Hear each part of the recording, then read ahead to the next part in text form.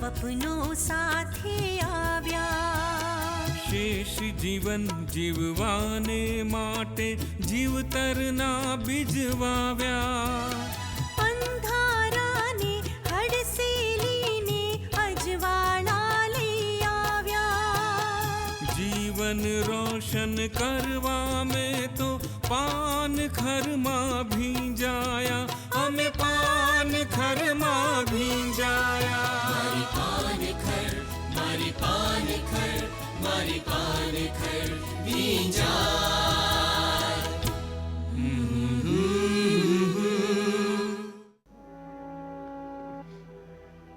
હે પ્રભુ, અમને માફ કરજે। અમારી આટલી અમથી ભૂલની આટલી મોટી સજા, અને એ પણ આખા ઘરને। તારે જે સજા કરવી હોય અમને કર, પણ અમારા આપણા ઘરને ના કરી। આજે મને પહેલી વાર મારી જાત ઉપર ધિક્કાર થાય છે। પ્રભુ, અમે જેને માત્ર મજાક સમજતા હતા એની આટલી મોટી સજા। એ પણ અમારી મજાકના કારણે। ભગવાન, તારે અમને જે સજા કરવી હોય કર, પણ અમારા ઘરને બચાવી લે। જ્યારે તમે વગર કારણે પોતાની જાતને ગુનેગાર ગણો છો। દયાભાઈ, સુખાભાઈ, આ આપણું ઘર છે અને આ ઘરમાં આપણે સૌ એક કુટુંબની જેમ રહીએ છીએ। અને કુટુંબ ઉપર કોઈ મુશ્કેલી આવે તો આખા કુટુંબ એનો સામનો કરવાનો હોય છે, એની સામે લડવાનું હોય છે, અને આ ફરજમાંથી તમે અમને દૂર ના કરી શકો। સરિતાબેનની વાત સાચી છે। તમે કદાચ ના હોત તો પણ જે બનવાનું છે એ બનીને જ રહ્યું હોત। અને ઘર સામે આવેલી મુસીબત કોઈ એક વ્યક્તિની મુસીબત નથી હોતી દયાભાઈ, એ આખા ઘરની મુસીબત હોય છે। દયાભાઈ, સુખાભાઈ, તમે શું કામ પોતાની જાતને ગુનેગાર ગણો છો? અને તમે એવો કયો ગુનો કર્યો છે કે એ વ્યક્તિના પગ પકડીને માફી માંગો?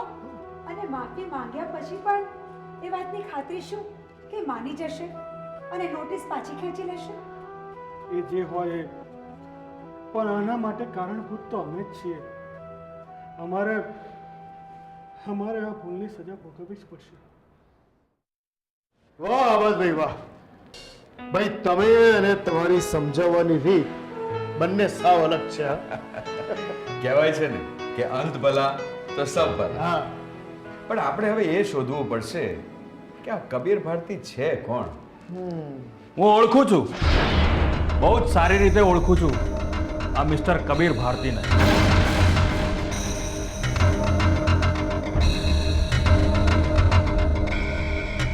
રાજુ બેટા, હારું થયું તું અહીં આવી ગયો। એટલે તને ખબર નહીં કોઈ શું થઈ ગયું? મને હર્ષદ દાદાએ બધી વાત કરી છે। ચંદુને મેં જ ફોન કરીને બોલાવ્યો છે।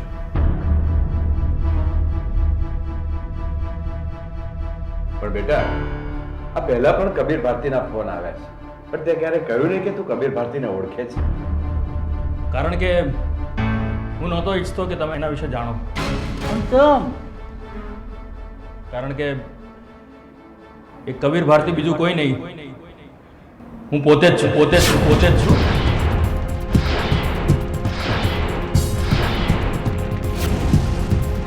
તું ને કબીર ભારતી? તો પછી આ નોટિસ આપણા ઘરને તોડવાની તે અમે કઈ સમજે નહીં? એ સમજવા માટે તમારે મારા ભૂતકાળને સમજવો પડશે। તારો ભૂતકાળ? હા,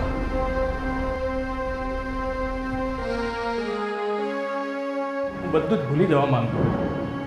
કેમ? આ કબીર ભારતીનું અસ્તિત્વ મિટાવી દેવા માંગતો હતો।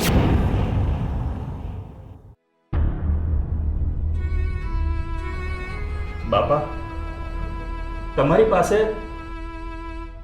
તમારા કહેનારા સંબંધોનો મીઠો કડવો ભૂતકાળ હશે। એને યાદ કરીને તમે ક્યારેક રડી પણ શકો છો અને હસી પણ શકો છો,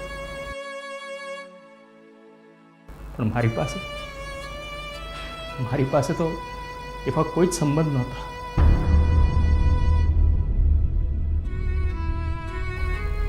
કોરી ધાકોર જિંદગી શૂન્ય લાગણી. એને યાદ કરીને હું રડી પણ નહોતો શકતો કે ખુશ પણ નહોતો થઈ શકતો. બેટા, આમ ગોળ ગોળ વાતો ના કર. જો અમે તારા છીએ, તારા પોતાના. અમારી સામે તો તું મન ખોલીને વાત કરી જ શકે છે. હા બેટા, કદાચ અમારા પોતાના સંબંધો પાસેથી રાખેલી અપેક્ષાઓ તે પૂરી કરી છે, અને એ પણ કોઈ અપેક્ષા વગર. તું અમારો છે. ભલે અમે બધાએ તને અલગ અલગ નામ આપ્યા હોય,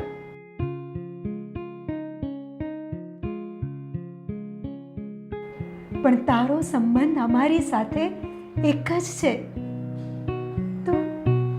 તું અમારા બધાનો દીકરો છે. હા, તમારી વાત સાચી છે. જિંદગીમાં જે કંઈ બી પામ્યો છું એ તમારા સંબંધોના કારણે જ. અને આ સંબંધોના કારણે જ હું તમને મારી હકીકત જણાવું છું. મને જ્યારે સમજણ આવી ને ત્યારે ખબર પડી કે મને જન્મ આપનારા તો મને છોડીને જતા રહ્યા છે.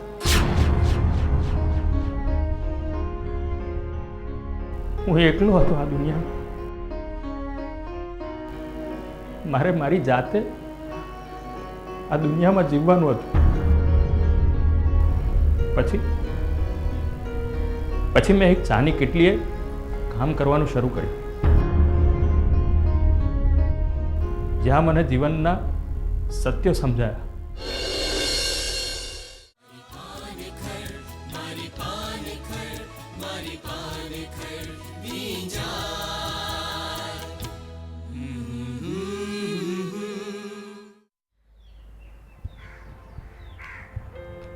કાકા, આ શું વાંચો છો? હું તમને રોજ આ બાકડે બેસીને વાંચતા જોઉં છું. તને પુસ્તકો ગમે છે? હા. તું ભણવા જાય છે? ના. કેમ બેટા? ભણવાથી તો આપણું જ્ઞાન વધે. આ દુનિયામાં ઘણું બધું જાણવા જેવું છે, એ આપણને પુસ્તકોમાંથી મળે છે. પણ હું જો કામ ના કરું તો જીવું કેવી રીતે? કેમ? મારું આ દુનિયામાં કોઈ નથી, હું એકલો જ છું. બેટા, આ દુનિયામાં બધા જ એકલા છે.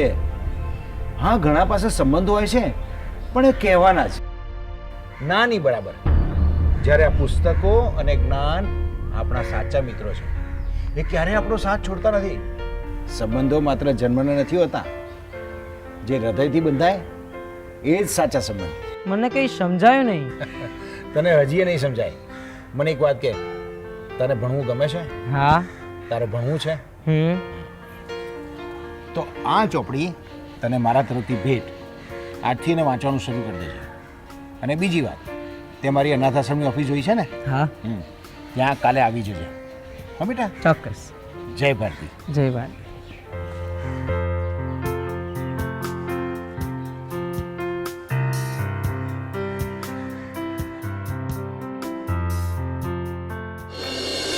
હા, મને પહેલી વાર કોઈએ ભેટ આપી હતી. એ પુસ્તક પહેલી વાર મને કોઈએ ભેટ આપ્યું હતું. પણ મને તો ખુશી હતી કે સમાજના કોઈ વ્યક્તિએ મને ભેટ આપી. એ રાત્રે હું સૂઈ ના શક્યો, જાગી જ રહ્યો.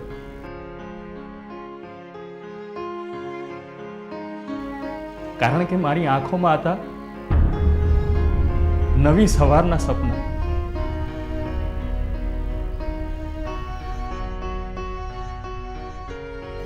અને અંતે મારા જેવા અનાથના જીવનમાં એક નવી આશા આવી.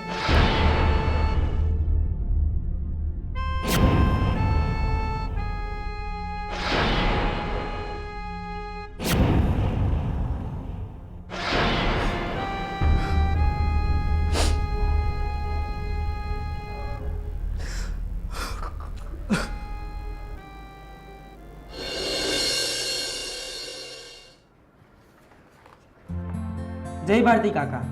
હા, જય ભારતી બેટા, જય ભારતી. શું નામ કીધું તારું? ટેણી, રાજુ, એ લાલો અને ક્યારેક તો બસ બસ બસ બસ, આપણે સૌથી પહેલા તારું નામ બદલવું પડશે. બોલ, તને તારું કયું નવું નામ ગમે? નામ મારું નામ હું જાતે જ રાખું.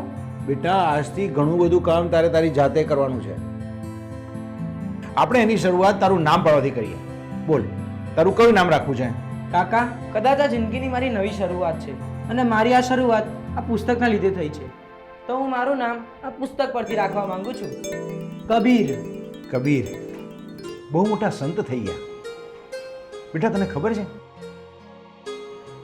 આ સંતે એમની દરેક વાતમાં એક જ ઉપદેશ આપેલો કે દુનિયાના તમામ જીવ માત્રને પ્રેમ કરો.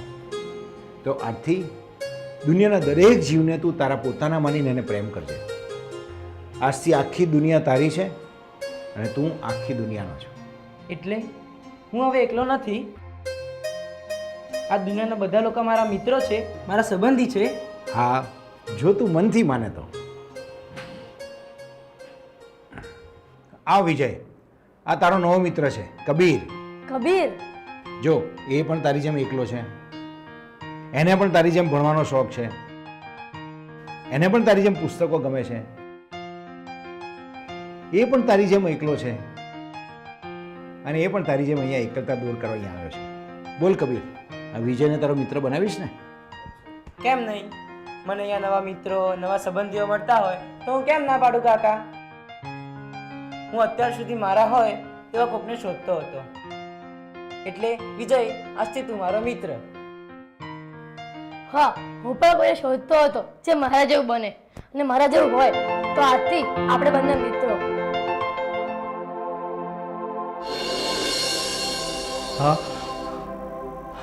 હું પહેલી વાર એ દિવસે દિલથી હસ્યો. ભાઈ, દીકરો, બાપ, મિત્ર, આ બધા જ સંબંધો લોકોના મોઢે અને બીજાના માટે બોલતા સાંભળ્યા છે. પહેલી વાર આ સંબંધો મારા માટે વપરાતા હતા.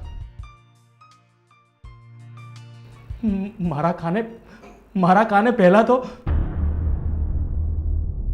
તુકારા, ગાળો, દૂધકાર, બૂમો એ બધું જ સાંભળ્યું હતું. મારા કાને પહેલી વાર પ્રેમના શબ્દો સાંભળીને મારા કાનને આનંદ થયો.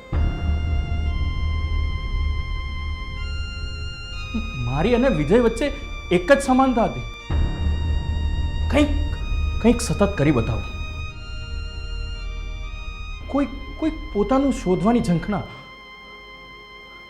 અને એણે જ એકબીજાની ખૂબ નજીક લાવીને મૂકી દીધા.